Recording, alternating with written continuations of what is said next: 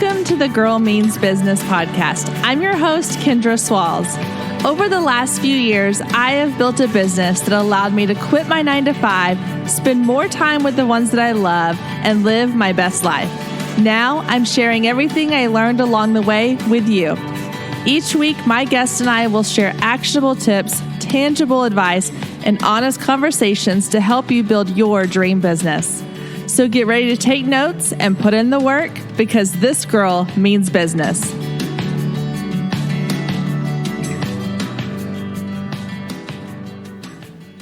Hey ladies, welcome to episode 24 of the Girl Means Business podcast.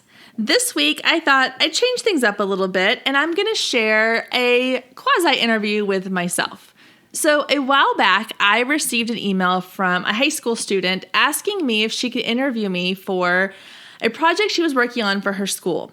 She wants to be a photographer, and so part of her, assignment for her school was to ask a photographer questions about their industry, their business, and what they do for a living. So she sent me a list of questions, and some of them were really interesting, and I thought that I would go through her questions and share with you sort of my answers to the photography Q&A. So this one's for all the photographers out there, or maybe people who just want to learn about my background in photography and how I got to where I am today. So let's go ahead and jump in. All right, guys, the first question she asked was, how did you become a photographer? And if you've listened to episode 1 of this podcast, then you already know this answer. But basically, I've always loved photography. I constantly had a camera with me when I was a kid. Back when it was disposable cameras and film. And so it was just something that I've always enjoyed. I loved having pictures around me and I loved having photo albums and memories to look back on. I never really thought of it as a career. In fact, I really didn't think anybody did photography for a career unless you worked for National Geographic or Cosmopolitan magazine. And so I went about my life with my plan to become a teacher. And a few years into teaching, I realized that I didn't really have a hobby. A lot of my friends had hobbies. My fiance or now husband had a hobby. And so I decided to pick up the camera again and really kind of start messing around with it. And my husband bought me a DSLR digital camera and I loved it.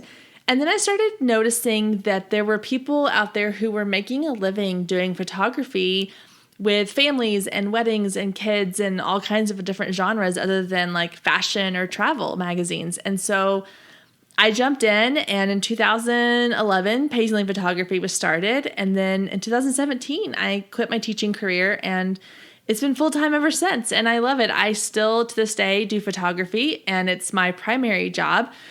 I love every client I've worked with. I love getting to see them in a special moment in their life, whether it's a wedding or a boudoir session or anything else that I'm shooting for them, it's always something special that I'm capturing for them. So I love it. It's just a really fun job that I get to do every day. All right, question number 2. How did you know you wanted to become a photographer? So it was by accident. Like I said, I just always liked to take pictures. I never really thought more of it than that. And then after a while, I was kind of looking for a way to get out of teaching. I enjoy teaching. I love teaching in the aspect I'm doing it now, but being in a classroom all day just was not the place for me. And I learned a lot in that phase of my life, and it's a huge part of my story. But I slowly started realizing that teaching was not my path, not in the traditional classroom sense. And so my path was photography, which has led to so many other amazing things. And who knows where it will take me in the future. But there was just this kind of moment where I started realizing that I was spending more time thinking about photography than I was my 9-to-5 job. So that's when I knew that this was what I was meant to be doing. All right, number 3, what kind of job do you like doing more than others? So photography is interesting, or any business out there really is interesting, because it usually starts with a passion, something that you really enjoy doing. So for me, obviously, it was taking pictures, creating these beautiful moments. And then you slowly realize that if you're going to make a business of it, you can't just take pretty pictures. You have to be able to do other things too.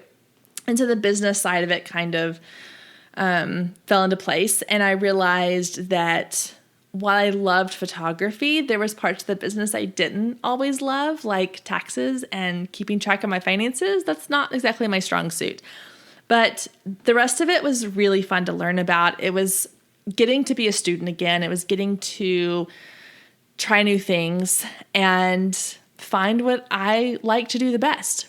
And when it came to photography jobs, I used to do a little bit of everything. I did family sessions and kids and quinceañeras and bar mitzvahs and you name it, I probably did it. And so after a while, I started paying really close attention to which sessions did I walk away from going, oh my gosh, that was amazing. I had the best time. And which sessions did I walk away from just feeling deflated and exhausted and not excited to go home and edit the photos. And once I took note of which ones I enjoyed more than others, I was able to slowly refine my niche and realize that I loved working with women and I loved boudoir and I loved high school seniors and I loved weddings. And so I was able to eliminate everything else and really focus on the things that brought me joy and the things that made me feel excited when I was done with the sessions, and that I wanted to rush home and start editing right away because I was just super excited about those. So to kind of convey that in a way that makes sense to people that are maybe not in photography or maybe in photography and looking to figure out what their specialty is, I think it's all about paying attention to what makes you excited. It's paying attention to what gets you out of bed in the morning and ready to go, and what makes you groan and go, oh, I don't want to do this today. And I know we all have those moments. And even now with some of my sessions, I just kind of am like, oh, I don't feel like doing this today. But then I get in there and I start talking to the client and we make this connection and I see a transformation in them. And it's incredible. And I'm always reminded that this is what I'm supposed to be doing and that I made the right choice when I made the decision to eliminate the things that didn't bring me joy when it comes to the type of session I'm doing or even outsourcing parts of my business that I just don't love anymore. Okay, next question. Is there certain equipment that you use that you wouldn't go anywhere without for your job? So obviously it's my camera. Interesting time for recording this. So I have just recently made the switch from Canon to Sony. I jumped on the Sony bandwagon. And for those of you that are in photography, you know what I'm talking about. The buzz around the Sony mirrorless cameras has been going on for a while. And I got bit by the bug. So I decided to trade in my Mark III for a Sony A7. And I love it. It is super amazing. It's lightweight. It's easy to use. I mean, it took time to figure it out. It's a learning curve, of course, but it just does so many great things. And the photos are gorgeous that come out of it. And I just love that I can now kind of take it with me more places. With my Canon Mark III, it was so heavy and bulky and I didn't love lugging it around with me. And so I didn't use it a whole lot when I was not in sessions.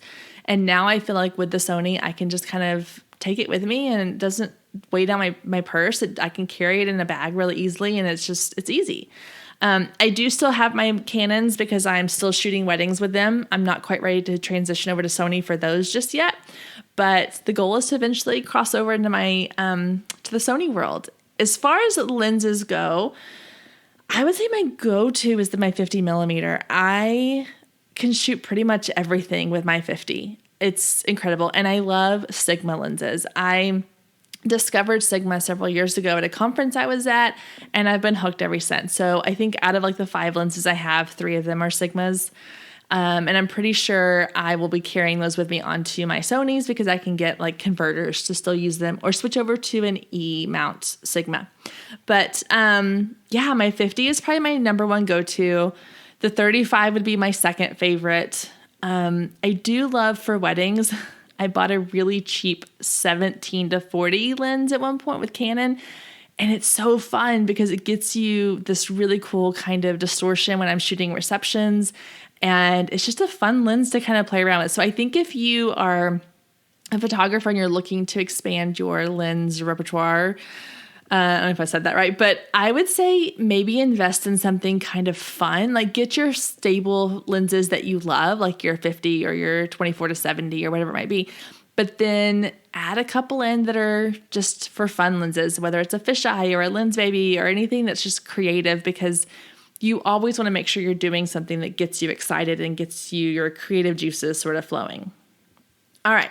The next question is photography a good life path and choice for someone's career? This is a big question because I think it's so different for everybody. I really do think that photography can be a really great choice, but you have to really love it. I've seen a lot of people start photography businesses and burn out really fast. And a lot of times it's because in the beginning you're not charging a lot. And so you're having to do a lot of quantity over quality. And so you're doing a lot of sessions for not a lot of money. And it can feel really, really exhausting and you can burn out really fast. So I would say that if you really love photography and you're willing to put in the work to learn how to run a business, it all comes back to that. Like, it doesn't matter what the topic is, whether if you're asking me if you want to be a photographer or if you're asking me if it's a good career path to be a professional cartoonist. I mean, it doesn't matter what it is. As long as you're willing to learn the business side of it and be okay with the fact that it's not always going to be rainbows and sunshine and taking pretty pictures. It's going to be work and it's going to be emails and social media and client meetings and invoices and all those other things, then yeah, I think it's an amazing career choice. One of the things that I really value a ton is my time. And I've said this before on here, it's just that that's my currency.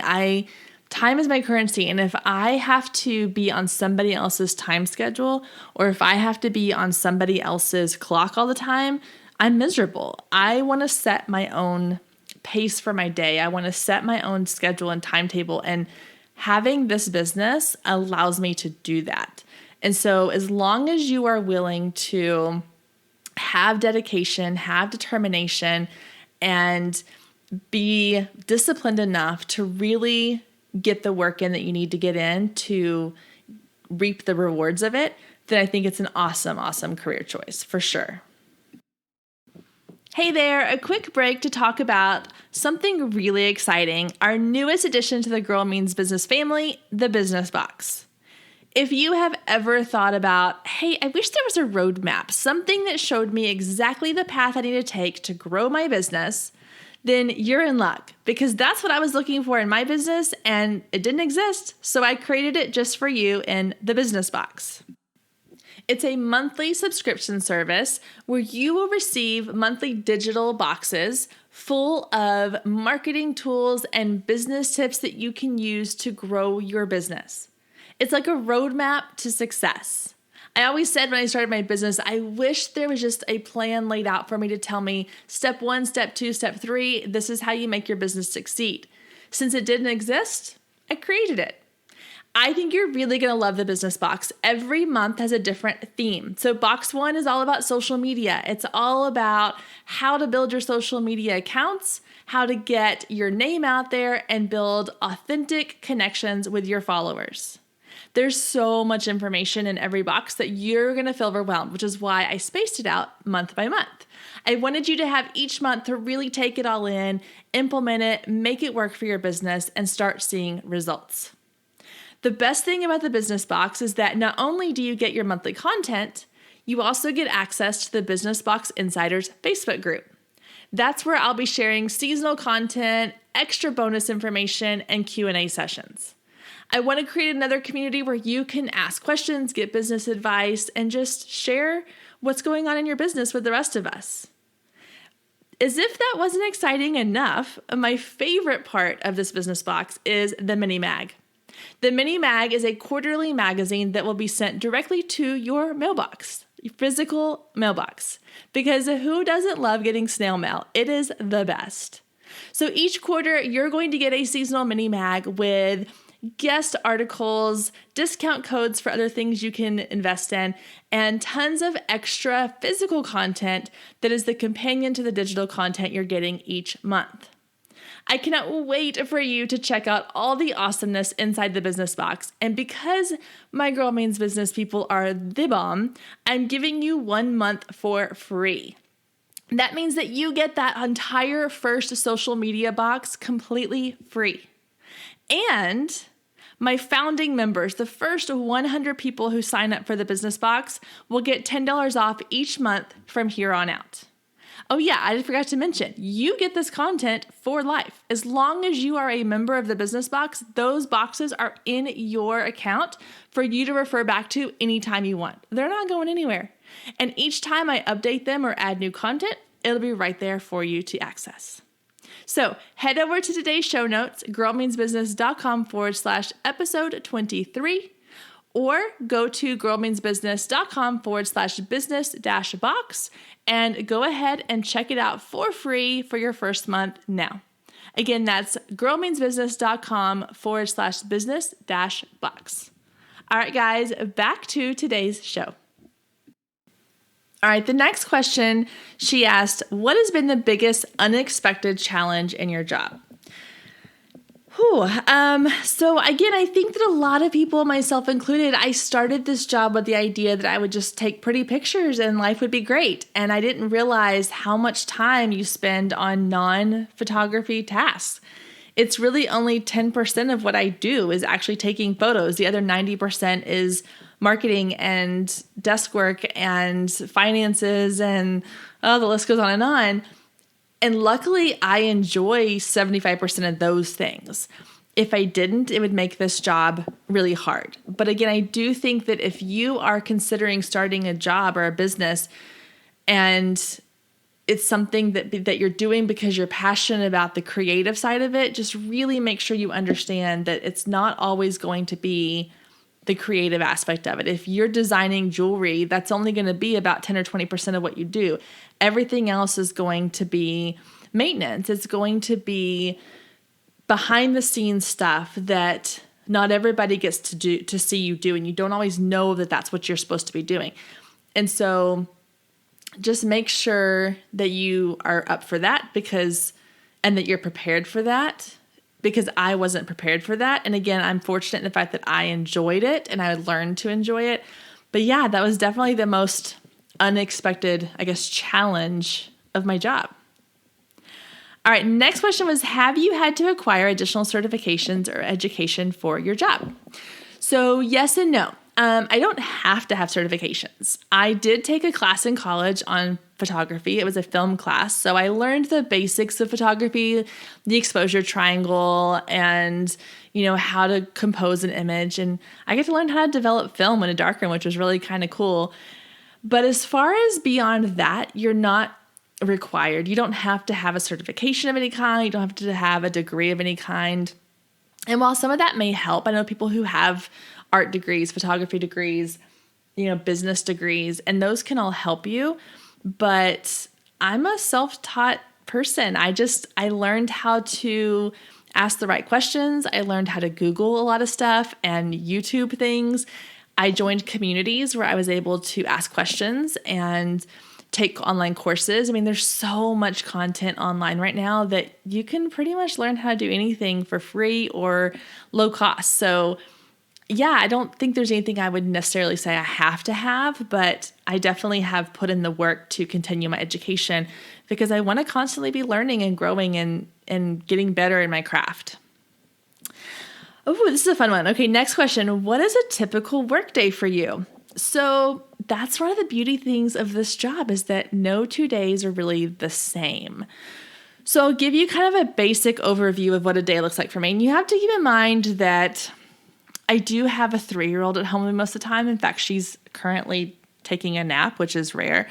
And so my days look a little different depending on whether she's in school or not. Most mornings I get up pretty early and I get my oldest daughter ready for school and I drop her off about 7:45. I like to go to the gym about 3 days a week, usually Monday, Wednesday, Fridays. Right after I drop my daughter off at school, my youngest one and I will head to the gym. She gets playtime with her friends in the childcare room, which she loves. And then I get me time. I get to just hang out with my headphones on and listen to podcasts and talk to my friends that are there. And it's just kind of my time to get my day started. A lot of times after that, if we need to go to the grocery store or run errands, we will. And then we're home about 10 or 10:30, 11-ish. sometimes noon. And that's really when my work day starts. That's when I start getting my work tasks done because I've spent my morning focusing on myself and my daughter. And now I'm ready to dive into the business of my business. So once I'm able to kind of start my work day, I start with checking my email and get caught up there. I'm always have a to-do list kind of running on my computer. I have a MacBook and I use the little sticky notes app, and I always am kind of updating my to-do list. I'd like to choose 3 or 4 tasks per day that I want to really focus on. So it might be that today I'm going to order albums for this client, or today I'm going to work on scheduling my social media content for the next 2 weeks, or I might be recording a podcast or an interview. So it just depends on the day. But I usually have 3 or 4 things that I must get these done in order for me to feel like I've accomplished something that day. And then if I get more things than that done, then that's awesome. But because I have a small window of time, usually from like noon to about 3:30 or so to get things done, I really have to prioritize what I'm working on. And then around 3:30, I go pick up my oldest daughter from school. And then we have after school activities. So she does horseback riding and she's involved in sports. And so I usually have things to do with that after school, or I try to find something to do with my kids because my oldest one's been in school all day and hasn't had time with me. And I want to make sure that I'm giving them my time because they're my main reason for doing what I'm doing, and being home is to be with them. So then once we get back home, it's usually time for my husband to get home too. And that's when we start dinner and kind of family time, bedtime routines. And then a lot of times I will work again in the evenings, depending on what our schedule is for that evening. I try to be done by 9 o'clock so that we can like watch a show together, or we get in bed and I read a book for a little while. But that's always a little bit iffy because I'm a night owl, and by like 8 o'clock, I get my second wind and I'm just kind of ready to like get things going. And I find that a lot of times it's at night that my brain starts doing this running through things that I could be doing, or it's coming up with ideas. I don't know. I just, from like 8 to 11 is my most active time when it comes to coming up with new ideas. And so I've had to have these conversations with my husband about balancing that out. So I try not to work every single night, but I will dedicate a couple nights a week to getting work done. Now, on the days that my youngest one is also in school, so on Tuesdays and Thursdays, when she goes to school from 9 to 2, those are my work hours. And those are the days I can get a lot done. So a lot of times I will get up and I'll drop my oldest daughter off, I'll drop my youngest daughter off, and then I come back. And sometimes I have sessions in the studio. Sometimes I have interviews or meetings with clients or other industry friends. But a lot of times I try to at least take one of those days a week, and it's just a 9 to 2 work time. It's when I knock out podcast recordings, I update my blog, I send out emails, I schedule social media, I get all the things done. I edit photos and order products, and those are the days I feel really productive. And then the great thing is I can switch everything off by 2 o'clock and I'm done for the rest of the day. So I try to really stick to that schedule as much as possible. Obviously, the great thing about running your own business is that you get to set your own hours. So you get to decide what it is that you want to do and how you want to structure your time. So it's going to look different for everybody. And I'm sure that as my kids get older and as my business changes and grows, that it's going to look differently from there on too. But that's one of the things I love about it is just that I wake up every morning and I'm in charge of my day. I'm in charge of what my day looks like. And so that's been the biggest blessing for me and for my family with this business. All right. So next question. If you had to do it all over again, would you have done it differently? And what would you have done? Oh, that's a big question. So I go back and forth on this because part of me is a believer in the fact that everything happens when and how it's supposed to happen. And I really do believe that had I not spent 14 years in a classroom teaching, I wouldn't be able to do what I'm doing now as effectively as I am, because it's really taught me how to lead others, how to educate others, how to work with other people, whether it's clients or other business owners. And so that's been a really big part of my life and what got me to where I am now. However, there are aspects of this business that are easier to do when you don't have kids. And so I feel like that had I been able to go back in time and kind of push the timeline up a little bit and really get my business off the ground before I had children, I think that I'd like to think that I would be further along now than I am. And who knows, maybe not. But I just know that one of the biggest struggles I have faced has been trying to balance starting a business, running a business, and moving a business forward while balancing the life of mom and wife and a teacher for a long time. And so there was just a lot of that made it challenging and difficult, and that I probably would have said it would be easier to do before having kids. But in the long run, I think that, again, everything happens for a reason. And I think that me being at the point of my life that I'm in now, where I feel confident in who I am, I feel confident in what I'm doing, I feel confident in making those decisions that kind of buck society and go against what a lot of my family or friends probably think I should be doing with my life. I don't know that I would have been able to do that had I done it in my 20s. I don't think I was confident enough in myself. I think that I was too much of a people pleaser. And I still am to some degree, but I really have learned how to go after what I want in life. And I don't think I would have done that earlier on. So more power to the women that are doing it in their 20s and doing it really, really well, because that just was not something that I was able to do at that point. So again, I think everything happens for a reason. I think everything happens when it's supposed to happen. So I know that it's happened for me in the right time, but there are definitely things that I kind of wish I could live a parallel life and see like, I wonder what it would be like to have done this a little bit differently and just compare the two.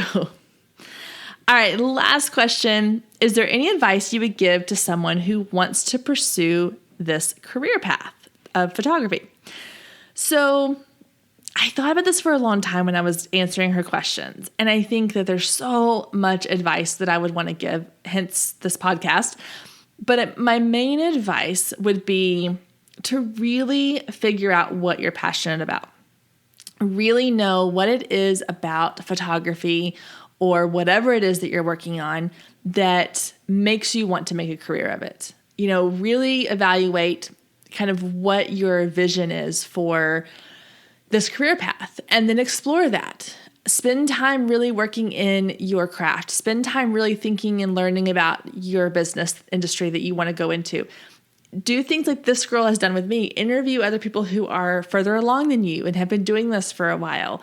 Figure out what the business really looks like. Again, like I said multiple times over and over again, it's not just about taking pretty pictures. There's so much more to it. And if that's not something that you're willing to do and put in the work for, then this isn't the business for you. But I think and I said this a lot with just young people in general, I think it's really hard when you're 18 years old and graduating high school and someone's asking you what career you want to do for the rest of your life. You don't know yet. Like you need time to explore it and figure it out. And so my advice would be to just really take the time to figure out what this really looks like. So if it's photography that you're thinking, I want to pursue photography, then find a community of photographers and ask questions and get to know what it's really like and explore that career path before you jump in 110% and end up regretting it at some point because you realize that it's not really what you're passionate about. And I think too, my advice would be is to don't limit yourself to one option. If you love photography and there's certain aspects of photography that you really love, but maybe it's not the traditional sense of, hey, I love taking photos of families and snotty-nosed kids and weddings, then maybe there's a different path for you that still involves photography. There's so many different career paths out there. And the great thing is that you get to kind of design your own sometimes. So I would say my biggest piece of advice is just be willing to explore the career choice. Be willing to figure out what options there are out there for you and what is going to be the path that's best for you. All right, so that wraps up the questions, the Q&A session, if you will. And I know this is kind of a different episode than I've done in the past, but again, I always like to keep you on your toes. You never know what I'm going to give you. And I just thought it was really cool when she sent me the questions and asked me if she could interview me, because it reminded me of being back in elementary school and middle school when we would have career day and our friends' parents would come and talk about their careers and just the excitement of thinking about the possibility of what options there are out there. And I don't know, I'm open to encouraging any person that is interested in learning more about how they can follow their passions and their dreams is amazing. And I'm more than happy to help with that. And so to the young lady who sent me the questions, thank you very much for making me feel like I was special enough to be interviewed for that. And for those of you listening, if you are in the photography industry, I encourage you to think about your own story and your own journey, because there are people watching you everywhere, whether it's your kids, people in the community, and I'm sure there are people that are wondering about what it is that you do. And so get involved and find ways to inspire a younger generation to follow their passions as well. You know, whether that's in a school setting, in a church setting, in a community setting, with your own kids or your kids' friends.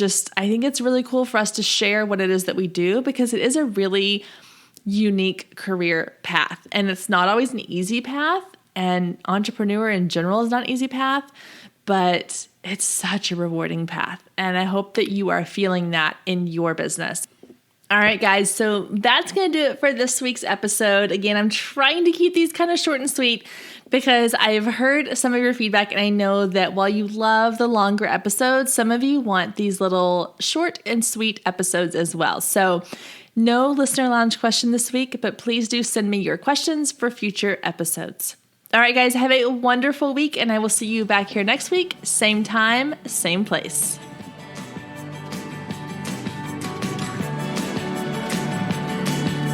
If you loved today's episode, don't forget to click the subscribe button so you never miss when a new episode goes live. Then head over to iTunes and leave a quick review to let other people know just how much you loved it. Thanks, ladies. See you next week.